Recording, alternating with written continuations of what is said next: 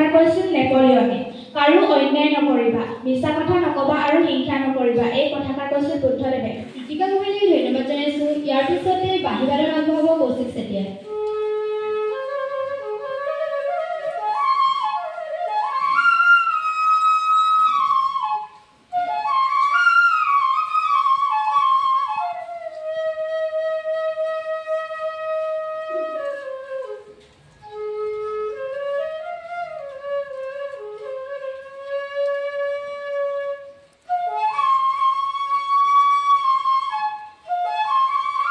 ফেব্ৰুৱাৰী মাহৰ 6 তাৰিখ আৰু অসমীয়া মাঘ মাহৰ 23 তাৰিখ।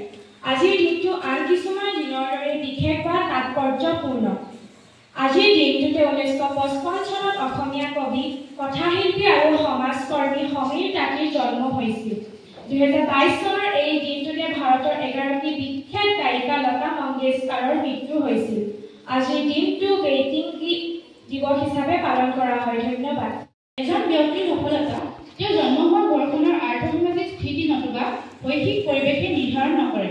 এজন ব্যক্তিৰ সফলতা নিৰ্ভৰ কৰে তেওঁৰ মনৰ দৃঢ়তা, কষ্ট সহিষ্ণুতা, অধ্যয়নশীলতা আৰু এটা সুস্পষ্ট সপোনে। আজি মই প্ৰাতঃসভাত ক'বলৈ বিচাৰিছোঁ সফল বিজ্ঞানী ডক্টৰ ৰুবুল মাউতৰ গ্ৰন্থ মোৰো এটা সপোন আছে নামৰ গ্ৰন্থখনৰ বিষয়ে। তিনিচুকীয়া জিলাত জন্মগ্ৰহণ কৰা ৰুবুল মাউত বৰ্তমান আমেৰিকাৰ ৱাশ্বিংটন বিশ্ববিদ্যালয়ৰ স্কুল অৱ মেডিচিনৰ গৱেষণাৰত গৱেষক বিজ্ঞানী তথা ইন'ভেশ্যন ফেল'। তাৰ বাবে চকালী বৰুৱাক ধন্যবাদ জনাইছোঁ। ইয়াৰ পিছতে কুইজ আগবঢ়াব নয়নজ্যোতি বৰুৱাই। সকলোলৈকে আজি মই প্ৰাতঃসভাত কেইটামান কুইজ সুধিম। অসমৰ আটাইতকৈ ডাঙৰ বিলখনৰ নাম কি? উত্তৰ।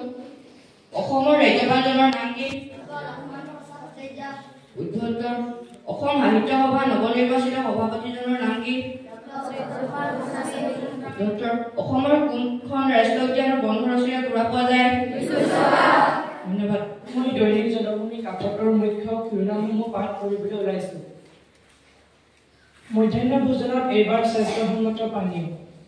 মহাকুম্ভত অংশগ্ৰহণ, ৰঙা বস্ত্ৰ ৰুদ্ৰাক্ষমালা পৰিধান কৰি ত্ৰিবেণী সংগমত প্ৰধানমন্ত্ৰী স্নান। আজিৰ পৰা শ্ৰীমন্ত শংকৰদেৱ সংঘৰ 94 সংখ্যক অধিৱেশন। মহিমূল্যায় গ্ৰুপে ডিব্ৰুগড় বিশ্ববিদ্যালয়ৰ শ্ৰীযুত নয়ন মেধি ডাঙৰীয়া আৰু ডিব্ৰুগড় মনোহৰী দেৱী কানৈ মহাবিদ্যালয়ৰ শ্ৰীযুতা সংগীতা গগৈ বাইদেউ আমাৰ মাজত উপস্থিত হৈছেহি। তেখেতলোকক আমাৰ বিদ্যালয়লৈ স্বাগতম জনাইছোঁ।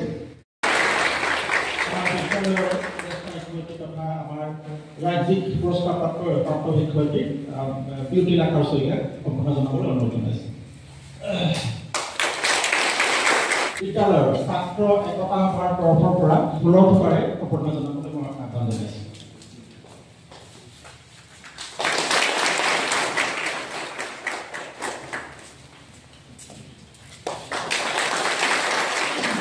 আজি মোৰ লগতে আৰু এক্সাৰ্নেল ইভালুৱেটৰ তৰফৰ বাইদেউ আহিছে। চ' আমি আটাইয়ে আজি তোমালোকৰ লগত থাকিম আৰু গোটেই ইমান সুন্দৰভাৱে কৰা গৈছে।